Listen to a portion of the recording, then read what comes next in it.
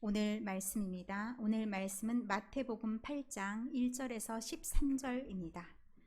마태복음 8장 1절에서 13절 말씀입니다. 제가 가지고 있는 성경은 신약 성경 11쪽입니다. 마태복음 8장 1절에서 13절의 말씀, 신약 성경 11쪽의 말씀을 교독하시겠습니다. 예수께서 산에서 내려오시니 수많은 무리가 따르니라.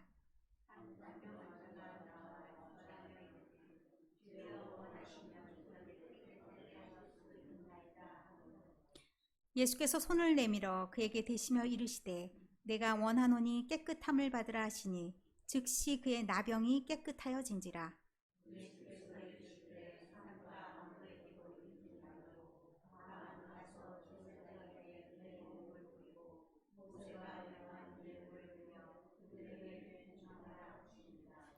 예수께서 가버나움에 들어가시니 한 백부장이 나와 간구하여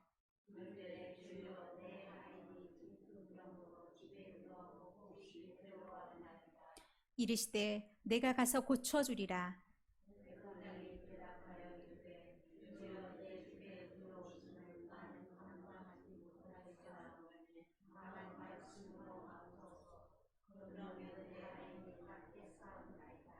나도 남의 수하에 있는 사람이요 내 아래에도 군사가 있으니 이더러 가라 하면 가고 저더러 오라 하면 오고 내 종도로 이것을 하라 하면 하나이다.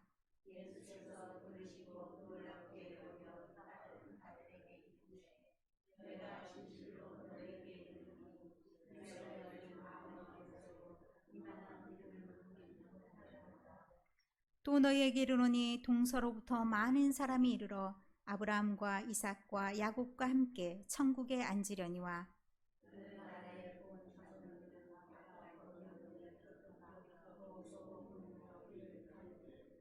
다 같이 읽겠습니다. 예수께서 백부장에게 이르시되 가라 내 믿은 대로 될지어다 하시니 그 즉시 하인이 나으니라. 아멘. 자, 오늘의 말씀의 제목은 주의 은혜에 힘입어 라는 제목입니다. 자, 우리가 살아가는 우리의 인생이 크고 작은 문제들의 연속입니다. 한 곱이 넘으면 또 한 곱이 끝나지 않은 인생의 사건과 사고의 연속 가운데서 여러분들은 어떻게 그 어려움들과 문제들을 수습해 나가십니까? 사건을 어떻게 인식하고 어떻게 수습해 나가느냐가 다음 사건을 다루는 방향이 되기도 하고 삶을 살아가는 역량이 되기도 합니다. 이런 우리의 인생 가운데 어떻게 우리가 하나님 나라를 이루며 살아갈 수 있을까? 그것이 가능하기는 한단 말인가? 라는 생각을 가지고 오늘 본문을 이해하면 참 은혜가 되는 시간이 될 줄로 믿습니다. 오늘 제가 늘 말씀드리지만 제가 본문을 선택하는 것이 아니라 절기력에 따른 내 본문을 가지고 여러분에게 말씀을 전한다 말씀을 드렸습니다. 그런데 네 가지 본문 중에 제가 의도적으로 구약 한 번, 신약 한 번 이렇게 해서 왔다 갔다 하면서 가장 적당한 본문을 선택합니다. 그러면 그 나머지 본문은 버릴 것인가? 그렇지 않습니다. 어떻게 오늘의 본문을 우리가 이해할 것인가? 이 흐름을 만들어 가는데 상당히 중요한 역할을 합니다. 그래서 제가 오늘은 과정을 한번 밟아보면서 여러분과 은혜를 나누고자 합니다. 본문을 다 읽지는 않고요. 일부만 읽는데 첫 번째 본문만 다 같이 교독으로 읽어가도록 하겠습니다. 첫 번째 본문이 이사야 1장 1절부터 8절인데 2절부터 읽도록 하겠습니다. 교독하시겠습니다. 제가 표시한 것은 나중에 설명을 드리고요. 일단은 교독하시겠습니다. 하늘이여 들으라, 땅이여 귀를 기울이라. 여호와께서 말씀하시기를 내가 자식을 양육하였거늘 그들이 나를 거역하였도다.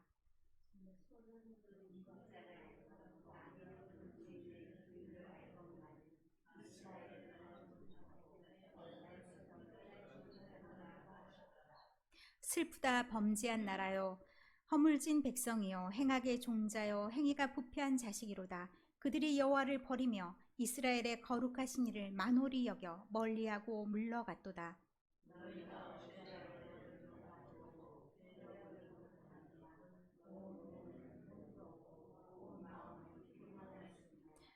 발바닥에서 머리까지 상한 곳이 없이 상한 것과 터진 것과 새로 맞은 흔적뿐이거늘 그것을 싸며 기름으로 부드럽게 함을 받지 못하였도다.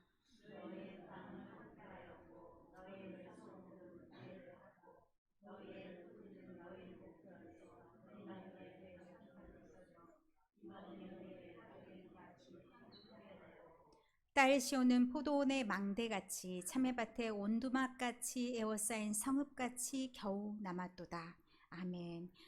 이 이사야 본문은 사실 그 심판의 본문 중에 한 본문입니다. 그런데 이 본문을 우리가 주의하여 읽는다면 오늘 우리가 하나님 나라를 이루는 중요한 관점이 드러납니다. 첫 번째 포인트가 될 수 있는 건데 이 심판의 본문 중에서 무엇을 봐야 되냐? 내가 뭔가에 고난이 있을 때 그 상황을 어떻게 바라볼 것인가? 앞에 빨간색 줄 한번 보여주시고 뒤에 파란색 줄 한번 보여주시기 바랍니다. 빨간색 줄과 파란색 줄에 의미가 있습니다. 빨간색은 지금 내가 당하는 문제에 대한 이해이고 뒤에 보는 파란색은 당면한 문제를 볼 수 있습니다. 당면한 문제가 5절 이하에 나옵니다. 온몸이 상한 것이 없다. 몸에 병이다. 이렇게 표현할 수가 있고 몸만 아픈 것이 아니라 땅도 다 황폐하였다. 먹고 살 것도 굉장히 어렵고 힘들고 그보다 더 어려운 것이 나라까지 온통 망한 그런 상황이어서 겨우 살아남은 그런 상황. 그런 상황에서 이 문제를 어떻게 이해할 것인가를 빨간색으로 보겠습니다. 문제에 대한 이해. 자, 저 빨간색의 본문. 저 본문이 문제를 이해하는 관점입니다. 우리가 무엇을 잘못하였는가 2절부터 보겠습니다. 앞에 자, 하나님의 관점으로 하나님이 우리를 양육해 주셨는데 지금까지 먹이고 살려주셨는데 우리가 하나님의 말씀을 거역하였나 보다. 우리가 하나님을 알지 못하고 깨닫지 못하였구나. 5절까지 넘겨주세요. 자, 5절의 말씀에 죄송합니다. 4절 그들이 여호와를 버리면 우리가 여호와를 버리면서 여호와에 대해서 경솔하게 생각하고 여호와를 충분히 존대하지 못했기 때문에 이러한 모든 상황이 일어났구나. 어떤 건가요? 회개의 자세입니다. 어떤 일이 일어났을 때 가장 중요한 것이 무엇이냐? 내가 무엇을 하나님 앞에서 돌아봐야 되는가? 하나님과의 관계는 어떠한가? 이 문제를 바라보는 포인트가 이 이사야 1장의 말씀에 있습니다. 두 번째 본문을 보겠습니다. 두 번째 본문은 시편 85편입니다. 시편 85편 1절부터 13절 중에서 일부만 가져왔습니다. 이것은 제가 그냥 부분적으로 4절부터 7절까지만 읽겠습니다. PPT는 4절부터 7절까지만 보여주시면 되겠습니다. 우리 구원의 하나님이여 우리를 돌이키시고 우리에게 향하신 주의 분노를 거두소서. 주께서 우리에게 영원히 노하시며 대대 진노하시겠나이까. 주께서 우리를 다시 살리사 주의 백성이 주를 기뻐하도록 하지 아니하시겠나이까. 여호와여 주의 인자하심을 우리에게 보이시며 주의 구원을 우리에게 주소서. 아멘. 4절과 7절의 말씀이 무엇이 나와 있냐? 주의 인자를 우리가 구하지 않으면, 주께서 주의 분노를 거두지 않으면 우리는 살아낼 수 없는 자들이기 때문에 이 모든 상황을 가지고 누구에게로 향해야 되는가? 주님에게로 향해야 되고 하나님께 우리는 간구하고 나가야 된다는 말씀이 여기에 있습니다. 본문 하나가 더 있습니다. 로마서 1장 8절에서 17절 말씀입니다. 로마서 8장 1절에서 17절까지의 말씀 15절부터 17절까지만 보겠습니다. 15절부터 17절까지 15절 말씀. 그러므로 나는 할 수 있는 대로 로마에 있는 너희에게도 복음 전하기를 원하노라. 내가 복음을 부끄러워하지 아니하노니 이 복음은 모든 믿는 자에게 구원을 주시는 하나님의 능력이 됨이라. 먼저는 유대인에게요 그리고 헬라인에게로다. 복음에는 하나님의 의가 나타나서 믿음으로 믿음에 이르게 하나니 기록된 바 오직 의인은 믿음으로 말미암아 살리라 함과 같으니라. 아멘. 마지막 로마서의 본문은 무엇을 말하고 있느냐? 누구에게 이런 구원이 나타나느냐? 누가 하나님의 능력을 경험할 수 있느냐? 그것은 믿는 자에게 하나님의 능력이 나타난다 말씀합니다. 이 세 본문을 연이어서 오늘 말씀에 적용해 보고자 합니다.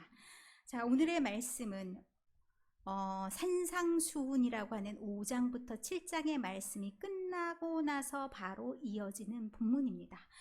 누가 하나님 나라의 백성인가? 하나님 나라의 백성은 어떻게 살아가야 되는가가 5장, 7장에 드러난 말씀이라면 8장, 9장은 치유와 회복의 문제를 통해서 어떻게 하나님의 나라 백성으로 살 것인가, 하나님의 나라 백성은 무엇으로 살 것인가 라는 것을 엿보아 알 수가 있습니다. 자, 여기에 등장하는 인물들을 보기 전에 제가 가장 이런 상태가 되면 가장 좋겠다 하고 사진 하나를 보여드립니다. 저 5마리가 우리 집에 상주하는 고양이들, 자기네 집인 줄 알고 오는 고양이들입니다. 어디서 많이 보셨습니까? 어떤 고양이인지 잘 모르시겠습니까? 우리 집에서도 왔다 갔다 하는데 이런 고양이도 있을 수 있습니다. 왜냐하면 길냥이들이거든요. 그런데 묘하게 쟤네가 어떤 걸 아냐면요, 저의 동선을 알아요. 새벽 예배 끝나면 이분들이 다 제 앞에, 여기 앞에 다 질비하게 계십니다. 제가 저쪽으로 향하면 어떻습니까? 문 앞에서 울어제낍니다. 때를 잊은 거 아닌가? 지금 거기에서 앉아있을 때가 아니고 우리의 밥을 먹여야 될 때가 아닌가? 라면서 다 울어제낍니다. 제가 제일 이뻐하는 강아지가 누구인가도 그들은 압니다. 그 강아지 말 잘못했습니다. 고양이가 누구인지 그들은 압니다. 그가 대표 선수로 나옵니다. 무엇을 하는 거냐면 밥 줄 자를 알고 맞이하러 나옵니다. 영접해서 갑니다. 식사 시간에 마주할 수 있습니다. 이들은 이렇게 하는데요, 마치 저를 주인처럼, 제가 주인이 아니라 그들의 집사인 것처럼 너 밥때 됐으니 밥 내놔라, 물이 없다 물 내놔라, 그렇게 당당하게 요구합니다. 그런데 우리 집에 저런 애들만 있는 게 아닙니다. 제가 보니까 제가 새벽에 불을 딱 켜는 순간 도망다니는 애들이 있고요, 저의 훈계를 듣고 저의 눈을 피해서 야금야금 오시는 분들도 있습니다. 제가 이 고양이들에게 일장 설교를 한다고 말씀을 드렸죠. 이들에게 설교하는 설교를 듣고 감화를 받았는지 나는 여기 오면 안 되는구나, 눈에 띄면 안 되는구나 해서 눈에 띄는 시간이 교묘히 다 피해서, 그리고 가끔 어쩌다가 우리 집 방문하는 그런 손님들께서는 저랑 딱 눈이 마주치면 저의 눈을 애절하게 쳐다봅니다. 나 먹어도 되지? 나 괜찮지? 제가 아무 말도 안 하면 그대로 먹습니다. 제가 표정이 안 좋으면 제 표정이 좋아질 때까지 눈을 마주합니다. 그런데 제가 서열을 정리합니다. 저분들은 아무 때나 와도 드실 수 있는 분들, 저분들은 딱 그 시간 안에만 딱 맞춰서 오면은 그분들을 위해서 딱 차려드립니다. 그런데 나머지는 어때요? 식사 시간 아니야, 나중에 와, 이렇게 하면서 패스, 이렇게 됩니다. 그리고 저기다 싸움이라도 걸라치면 어떻게 해요? 저분들 먼저, 그리고 지켜봅니다. 풀을 매든지 뭘 하든지 딱 지켜보면서 저분들 식사가 끝나고 난 다음에 너는 먹어, 이렇게 순서를 딱 정해줍니다. 그럼 어떻게 해요? 묘하더라고요. 기다립니다. 제가 보면요, 안 먹습니다. 한번 싸울 때 된통 혼냈더니요, 그 다음엔 서열 정리가 싹 됐습니다. 누구에 의해 서열 정리가 되는 건가요? 저에 의해.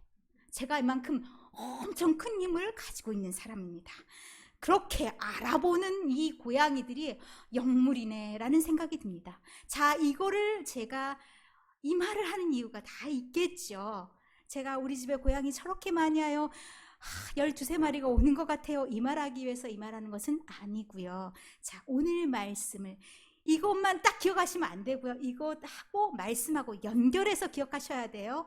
자, 오늘 말씀으로 들어가 보겠습니다. 표를 보여주세요. 자, 여러분이 이해하기 편하게 2가지 이야기가 있기 때문에 2가지 이야기가 한 틀에서 볼 수 있는 것으로 해서 표가 딱 한눈에 들어오기가 어렵더라고요. 그래서 3장이 되었습니다. 그래서 알아서 우리 영특한 즉 영상 맡으신 분께서 넘겨주시리라 믿습니다. 자, 제일 처음에 등장하는 것이 8장 1절에 예수님께서 말씀을 마치시고 산에서 내려오십니다. 그리고 5절에도 말씀에 가버나움에 들어가십니다. 이게 모든 말의 시작, 모든 사람이 등장할 때 어떤 게 들어가냐? 예수님께서는 그 사람들을 맞이할 준비를 하십니다. 산에서 내려오시고 사람들이 오면 들어가십니다.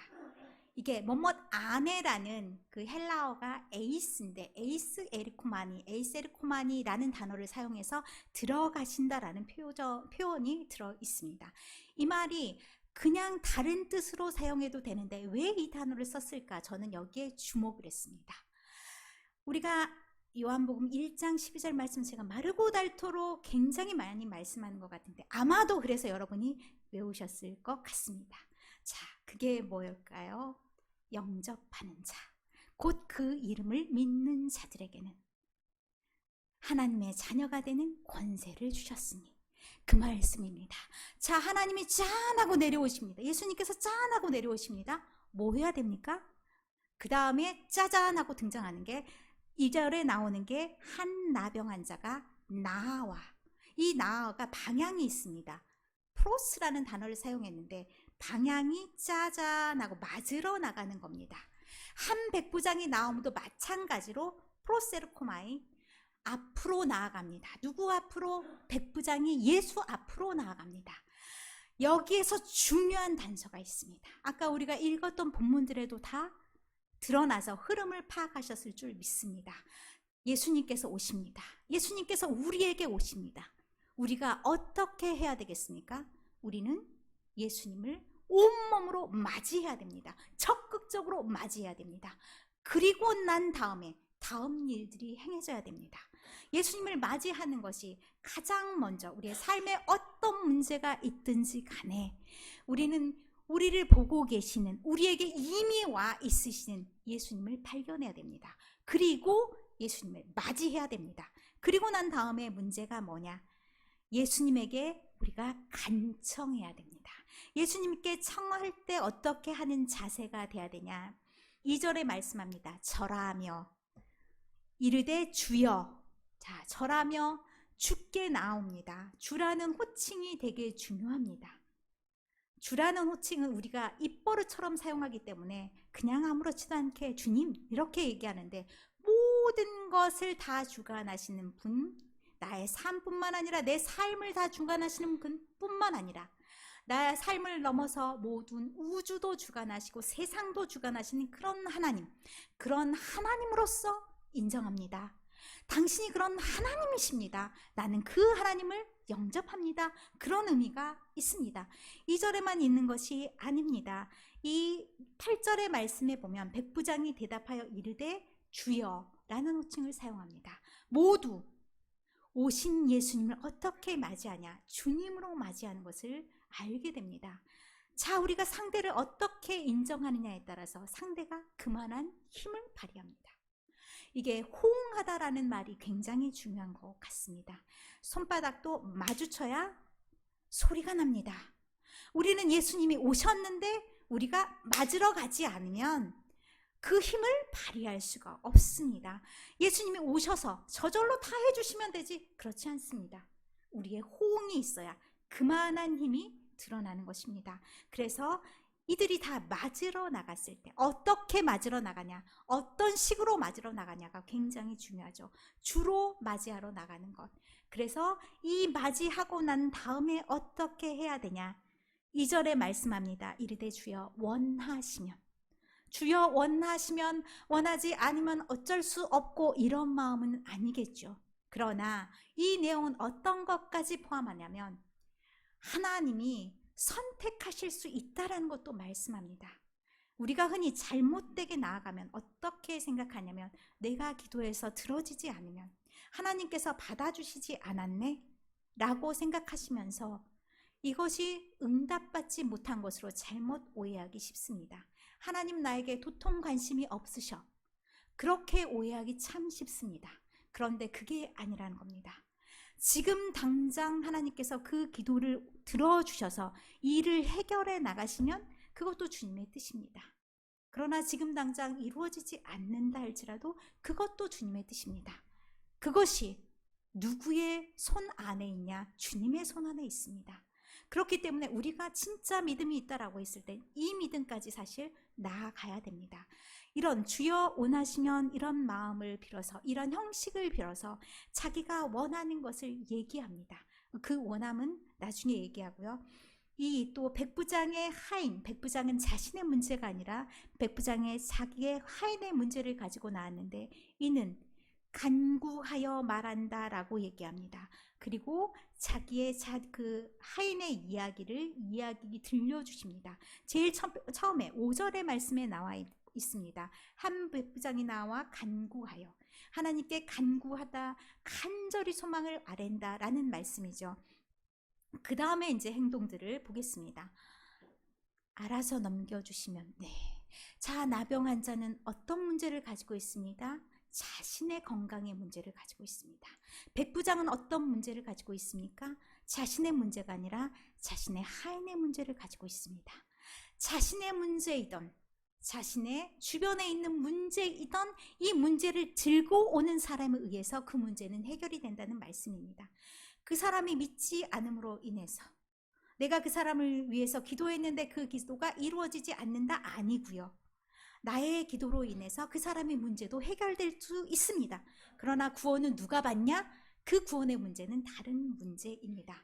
자, 그렇게 해서 이 사람이 원하는 게 뭐냐? 3절에 나와 2절 3절에 연달아 나와 있는데 나병 환자가 예수께 원하는 것은 깨끗하게 하시기를 원했습니다. 누가 깨끗하게 하실 수 있습니까? 깨끗하게 하실 수 있는 분은 하나님밖에 없습니다. 이 사람은 이 자기의 아픔의 문제, 외적으로 더럽네? 이런 문제가 아닙니다. 온전한 치유, 원래 나를 만드셨던 하나님의 그런 쓰임에 맞게 나를 고쳐주실 분이 당신밖에 없습니다. 하나님이신 예수님에게 그 문제를 가지고 나왔습니다. 내가 혹여 내 안에 더러운 것들이 있다면 내 안에 내가 모르는 그 모든 것들이 문제가 있다면 하나님께서 그 모든 문제마저도 깨끗게 하여 주십시오. 이게 무엇입니까? 앞에서 이사야서에서 보았던 회개 문제입니다. 우리가 문제를 가지고 나왔을 때 우리의 문제 중에 가장 큰 문제가 무엇이냐? 우리의 알고 또 모르고 지었던 죄의 문제를 회개해야 된다는 말씀입니다. 이 문제를 들고 나옵니다.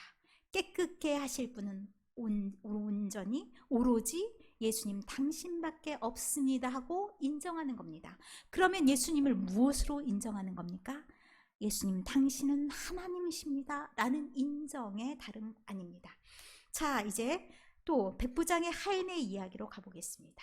백부장의 하인의 상태를 얘기하면서 이 사람이 직접적으로 고쳐달라 뭐하라 라는 말은 따로 등장하지 않습니다. 그런데 예수님께서 얘기하십니다. 7절에 내가 가서 고쳐주겠다. 이 내가라는 것이 강조하는 의미가 있습니다. 그 헬라어에는 나라는 것을 따로 쓰지 않아도 동사 형태에 따라서 나를 가리키는데 거기에다 나라는 것을 또 한 번 강조했습니다. 내가 친히 가서 고쳐주겠다. 내가 직접 가서 고쳐주겠다라고 예수님께서 말씀하십니다. 그런데 백부장의 대답이 놀랍습니다. 주여 내 집에 들어온 것을 감당하지 못하겠습니다. 그리고 말씀 하나 없어서 두 가지 말을 하고 있습니다. 감당치 못하겠다는 말이 무슨 말인가?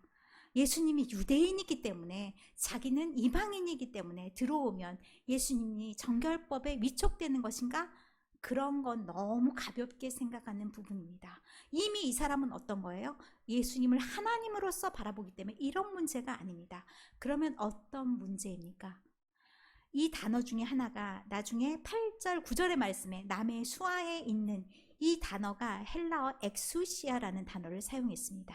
이게 무슨 말이냐면 우리말로 표현하기가 좀 어려운데 영적인 힘, 영적인 권력, 이런 힘을 인정하는 겁니다. 그러면 예수님이 그런 힘이 있으신 분이기 때문에 어떻게 부족한 나와 같은 죄인의 집에 들어올 수 있단 말입니까? 라는 면에서 깨끗하게 하시기를 원하는 나병 환자의 마음과 똑같습니다. 그럼 뭐입니까? 두 사람 다 우리는 부족한 죄인입니다. 우리는 하나님 앞에 설 수 없는 그런 사람들입니다. 라는 것을 고백하는 겁니다.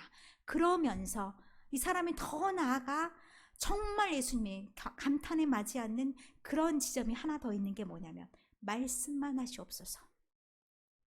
직접 와서 고치는 것이 아니라 지금 거리상으로도 멀리 떨어져 있고 같은 공간에 있는 것도 아닌데 말만 해가지고 고쳐질 수 있다라고 얘기하는 겁니다. 마치 천지를 창조하실 때 하나님께서 말씀으로만 모든 것을 창조하신 것과 똑같이 다시 회복의 이 사건, 이 현장에서도 말씀만으로 모든 것이 다 이루어질 수 있다는 믿음의 고백입니다. 이렇게 말씀하실 때 예수님께서 이만한 믿음을 보지 못했다라고 얘기합니다. 왜요? 이스라엘 백성들은 천지 창조 얘기도 다 합니다. 그렇기 때문에 이런 상황이 혹시 하나님께서 천지를 창조하셨던 그런 상황인가? 라고 생각해 볼 수가 있습니다. 그러나 그것을 전혀 모르는 이방인, 그 이방인이 어찌 이런 상황을 그렇게 받아들일 수 있단 말인가? 라면서 지금 예수님께서도 감탄하고 계십니다. 그리고 나중에 최후의 심판이 끝나고 난 다음에 모두 구원받는 천국 잔치가 이를 때 그 자리에 누가 같이 있을 것인가 라는 것을 11절 12절의 말씀에 들려주십니다. 그러면서 진정 그 자리에 있을 수 있는 자들은 이와 같은 자들, 하나님의 말씀을 정말로 깨닫고 하나님께 구원을 청하는 그들만이, 그런 믿음이 있는 자들이 거기에 들어갈 수 있다 말합니다. 마지막으로 하나만 마지막 장이 있습니다. 그런데 그렇다면 4절에 예수님께서 아무에게도 이르지 말라라고 말씀하신 건 도대체 무엇인가? 그리고 또 다음의 말씀이 제사장에게 내 몸을 보이고 모세가 명한 예물을 드려서 그들에게 입증하라 라고 했는데, 이 말씀 아무에게도 이르지 말라는 의미는 목적에 부합하는 말씀입니다. 입증하라. 네가 죄인이 아님을 보여라. 이제 다 나았음을, 깨끗해졌음을 보여라. 그런데 이게 잘못하다가는 예수님을 좋아하지 않는 제사장들에게 빌미가 될까봐, 그것이 다 낫지 못했다 아니면 부적합하다라는 판정을 받을까봐 아직은 말하지 말라라고 얘기합니다. 그리고 율법을 온전하게 만들기 위해서 예물을 드리라 라고 말씀하는 모습을 보게 됩니다. 그리고 마지막에 우리가 더 염두에 두어야 될 13절의 말씀이 있습니다. 이스라엘 중 이만한 믿음을 보지 못했다라고 말씀하시면서 믿은 대로, 믿음하고 또 다르게 믿은 대로입니다. 믿은 대로 될지어다. 그러면 믿음의 분량만큼 내 믿음이 어떠한가, 조그만가 아니면 엄청 큰가에 따라서 그 믿음에 맞게 하나님께서 그렇게 이루어 주신다라고 말씀하십니다. 자, 오늘의 말씀을 쭉 보시면서 여러분의 마음속에는 어떤 마음이 들으십니까? 여러분은 이미 오신 예수님을 앞을 향해서 나아가면서 맞이하고 계십니까? 여러분 문제 안에 이미 와 계신 예수님을 여러분 보고 계십니까? 그를 향해 계십니까? 그리고 그에게 그 문제를 가지고 가고 계십니까? 그 문제를 그 앞에서 털어놓고서 나는 어떤 태도로 그에게 나아가고 있습니까? 혹시 나는 나의 문제를 덮어두고 있지는 않습니까? 내가 해결해야 될 문제들, 하나님과의 관계의 문제들, 하나님께서 나에게 명령하신 그 문제 앞에 나는 온전한가? 내가 하나님 앞에 고침받아야 되고 깨끗해져야 되는 문제들은 없는가? 하나님께 점검을 받는 것이 먼저일 줄 믿습니다. 그렇게 점검 받으시면서 하나님의 능력, 하나님의 능하신 손길을 믿으면서 하나님의 영적인 힘을 믿으면서 여러분 하나님을 여러분 안에 모시면서 하나님 나라를 이루어 가시면서 그 힘을 의지하는 마음이 여러분에게 있으십니까? 여러분의 믿음이, 여러분의 믿음대로 여러분의 삶이 이루어질 줄 믿습니다. 여러분의 큰 믿음으로 나아가시면서 여러분의 삶에 하나님이 주시고자 하는 능력으로 모든 것들을 이루어 나가되 하나님 은혜에 힘입어서 그 모든 축복을 누리며 살아가시는 여러분 인생이 되시기를 간절히 축원합니다.